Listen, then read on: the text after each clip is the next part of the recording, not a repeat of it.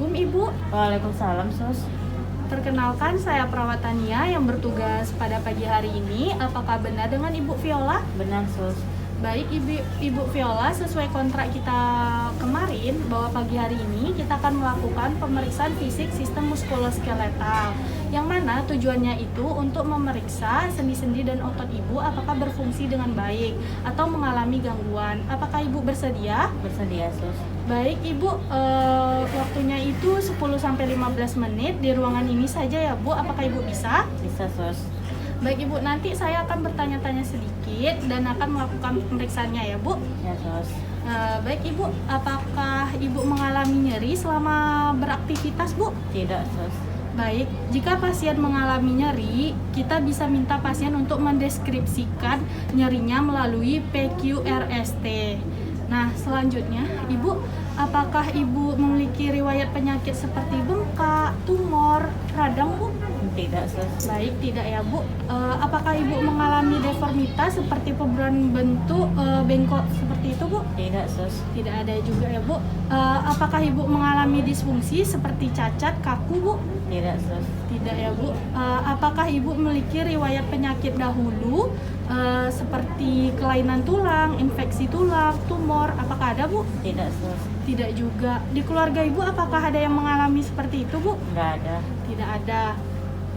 Nah, selanjutnya kita melakukan pengkajian. Nah, pengkajian sudah kita lakukan pada saat pasien datang ke ruangan. Nah, pada saat pasien datang ke ruangan, kita lihat cara berjalannya, bentuk penampilannya. Nah, apakah pasien itu pada saat datang itu normal, bengkok, miring, atletik, cebol, seperti itu. Nah, selanjutnya kita lihat juga apakah pasien pada saat datang cara berjalan itu normal, apa digendong atau dia pincang. Nah, selanjutnya kita lihat juga bagaimana pasien itu berjalan. Dia bertumpu pada tumit saja, telapak depannya saja, ujung jari bertumpu, ataupun mengayun langkah. Selanjutnya kita periksa apakah pasien mengalami kelainan tulang seperti antalgic guide, Trendelenburg guide, dan Stepak guide. Nah, selanjutnya kita melakukan pemeriksaan tonus otot. Nah, pemeriksaan tonus otot itu kita lakukan pada pasien yang rileks dan bisa pada pasien yang berbaring ataupun duduk seperti ini. Nah, beberapa indikasi untuk melakukan pemeriksaan ini yaitu pada pasien yang tirah baring lama, stroke, atau mengalami kelumpuhan. Nah, nilai dari tonus otot ini ada 5, 4, 3, 2, 1, dan 0. Nah, untuk nilai 5 ini pasien bisa melawan gravitasi dan bisa menahan tekanan dari perawat. Ibu, angkat tangannya Ibu, luruskan. Baik Ibu, tahan ya Bu tangan saya. Ya, Sus. Nah, silakan Bu. Nah, di sini Pak perawat memberi tahanan dan pasien bisa menahan tekanan. Kita beri nilai 5. Nah, untuk nilai 4, Ibu angkat tangannya Ibu. Nah, di sini pasien tidak bisa menahan tekanan dari perawat, tetapi dia bisa melawan gravitasi. Nah, itu kita beri nilai 4. Untuk nilai 3, Ibu angkat tangannya Bu. Nah, di sini terlihat pasien lemah dan dia langsung terjatuh pada saat mengangkat tangan. Itu kita beri nilai 3. Untuk nilai 2, Ibu angkat tangannya Bu. Nah, baik, di sini terlihat pasien tidak bisa mengangkat tangannya, tetapi dia bisa menggeser-geser dan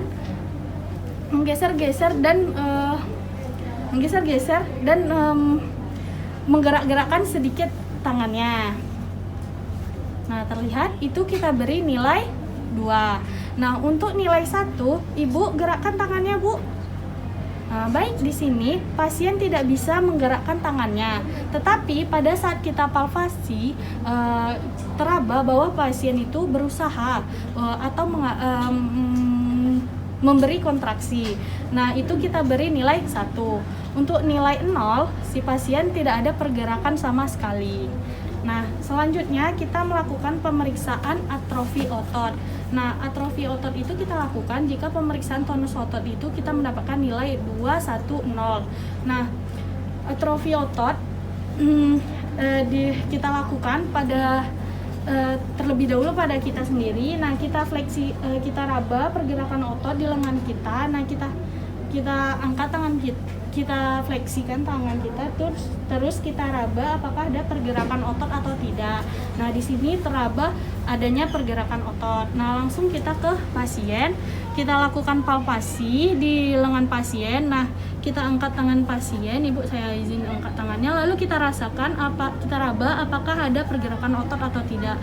Nah, teraba pergerakan otot. Nah, jika pergerakan otot yang kita raba sama dengan pergerakan otot di lengan kita, berarti itu normal. Nah, jika tidak ada pergerakan otot, berarti itu mengalami kelainan atau gangguan. Nah, selanjutnya kita melakukan pemeriksaan fisik sistem muskuloskeletal berdasarkan regional. Nah, pemeriksaan pertama itu kita lakukan bagian kepala dan leher. Nah, sebelum melakukan pemeriksaan ini, kita inspeksi dan palpasi secara umum.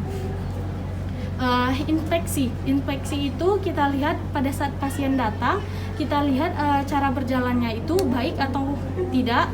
Lalu kita lihat juga bahu kiri dan kanannya apakah simetris atau tidak. Nah, jika terdapat bahu sebelah kirinya itu turun, berarti kita curigai pasien mengalami kelainan. Lalu selanjutnya kita melakukan palpasi di bagian kepala dan leher. Nah, di sini perawat berada di belakang pasien. Nah, kita lakukan posisi tangan kita seperti ini. Nah, seperti ini. Nah, kita lakukan ini untuk menyusuri. Nah, Ibu saya izin ya, Ibu, posisi tangan kita, 2 tangan di bahu, 2 tangan di vena cava atau vena jugularis, 2 tangan menyusuri tulang spinal. Nah, Ibu saya lakukan pemeriksaannya ya, Ibu. Nah, kita susuri sampai ke bagian bawah apakah ada benjolan atau tidak, ke bagian servikal kita susuri apakah ada benjolan atau tidak. Nah, selanjutnya ini 2 jari di vena cava kita susuri sampai ke bagian bawahnya apakah ada benjolan atau tidak. Nah, selanjutnya kita angkat 2 jari di bahu, lalu kita susuri sampai ke depan tiroid.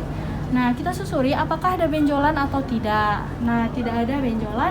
Selanjutnya kita ke bagian bahu, kita raba apakah ada benjolan atau tidak, deformitas ataupun ada bunyi klik atau patah tulang. Nah, kita raba. Nah, tidak ada. Nah, selanjutnya kita melakukan pemeriksaan bahu kiri dan kanan. Nah, kita pindah ke satu posisi. Satu tangan melakukan perabaan dan penekanan, satu tangan melakukan fiksasi. Nah, kita tanyakan kepada pasien apakah mengalami nyeri atau tidak. Bu, apakah nyeri, Bu? Tidak, Sus. Tidak. Nah, selanjutnya kita pindah ke bagian lengan. Nah, lengan ini kita minta pasien untuk kita angkat tangan pasien. Nah, kita raba apakah mengalami masalah atau tidak. Nah, lalu kita minta pasien untuk ke depan, kita raba tangannya ke depan. Nah, apakah ada masalah atau tidak. Lalu ke bawah. Nah, kita raba apakah ada gangguan atau masalah. Nah, baik, ke depan Ibu udah tidak ada masalah. Ini termasuk pemeriksaan ekstremitas bagian atas. Nah, selanjutnya kita minta pasien untuk melakukan pergerakan leher. Nah, pergerakan leher itu ada namanya abduksi, aduksi, rotasi dalam, rotasi luar. Nah, Ibu, dagunya menempel ke bawah, Bu. Nah, seperti ini, Bu, tundukkan.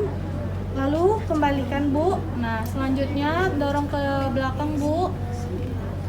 Nah, baik, betul, kembalikan, Bu. Selanjutnya miringkan ke kanan. Lalu balikan lalu ke kiri Bu. Baik, lalu ke kanan, balikan ke kiri. Baik, pasien mampu melakukan pergerakan leher. Selanjutnya kita melakukan pemeriksaan di bagian siku. Nah, kita inspeksi siku pasien. Nah, kita inspeksi apakah ada benjolan atau tidak di bagian siku pasien.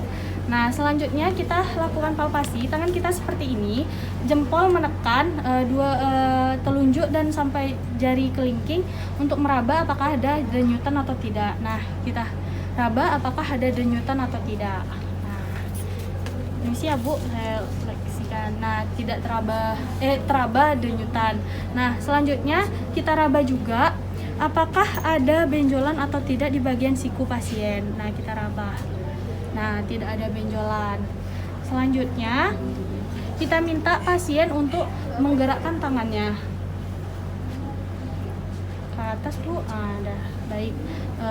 Ibu bisa dorong ke dalam Bu tangannya. Bisa. Baik. Pasien mampu melakukan pergerakan. Nah, selanjutnya kita ke bagian pergelangan tangan. Nah, kita inspeksi pergelangan tangan pasien apakah ada benjolan atau tidak. Nah, di sini. Nah, jika tidak ada benjolan, apakah sudah aman, kita bisa minta pasien untuk menggerakkan tangannya ke kanan dan ke kiri. Ibu ke kanan Bu, ke kiri Bu, ke bawah Bu, ke atas Bu. Baik, pasien bisa melakukan pergerakan pergelangan tangannya. Nah, selanjutnya kita melakukan pemeriksaan di bagian punggung. Nah, di bagian punggung kita inspeksi. Nah, kita inspeksi punggung pasien. Apakah pasien mengalami postur tubuh seperti kifosis, lordosis, skoliosis, dan kibus atau punduk.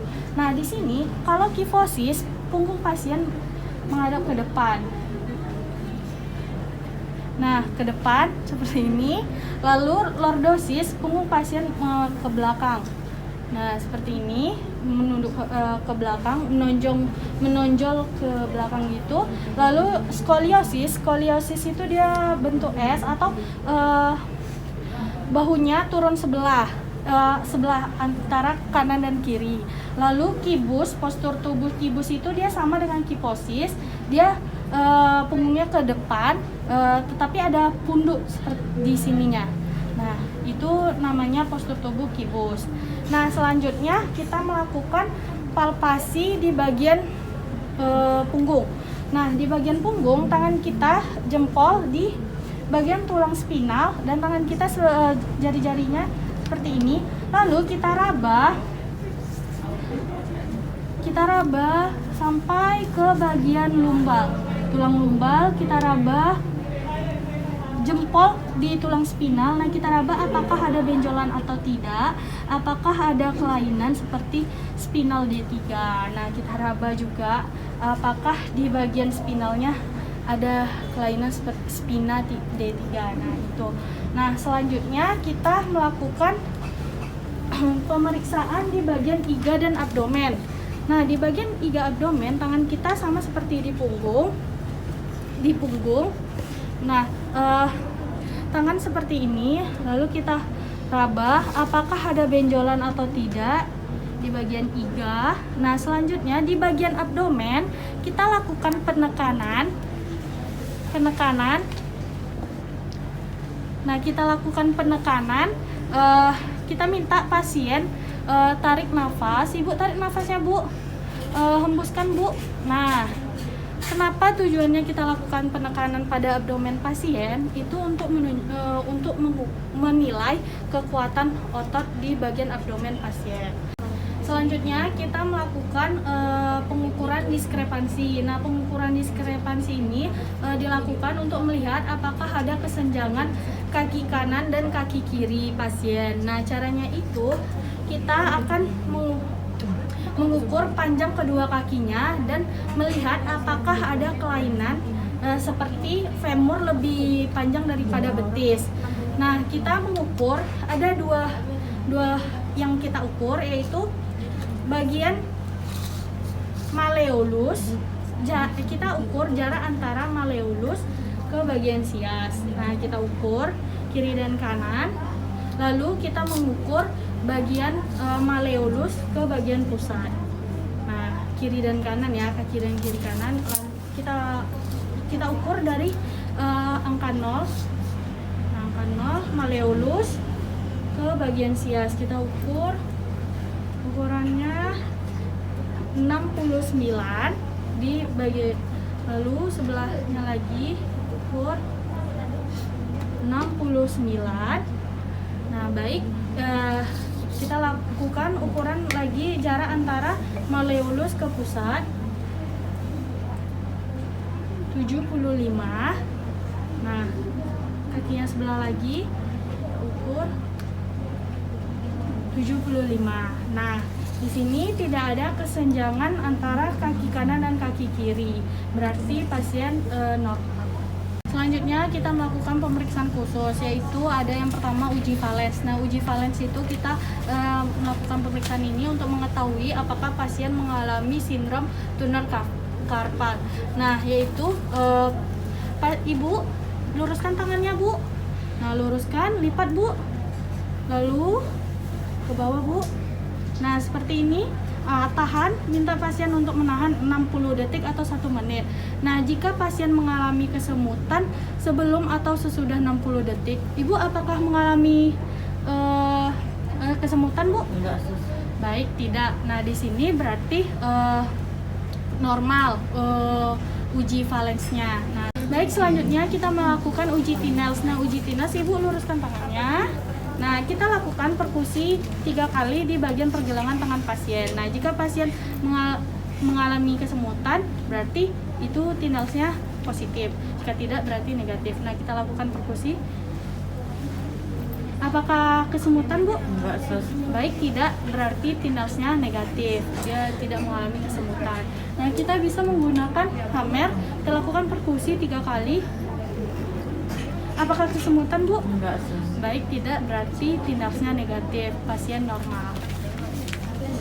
Selanjutnya kita lakukan pemeriksaan refleks patella. Nah, di sini kita akan melakukan perkusi di bagian patella pasien. Nah, kita angkat kaki pasien, nah kita tepukkan. Nah, kaki pasien tidak menyentuh bagian bed, lalu kita perkusi menggunakan hammer di bagian patella pasien. Nah, di sini pasien memberikan reaksi atau respon. Nah, berarti refleks patellanya positif.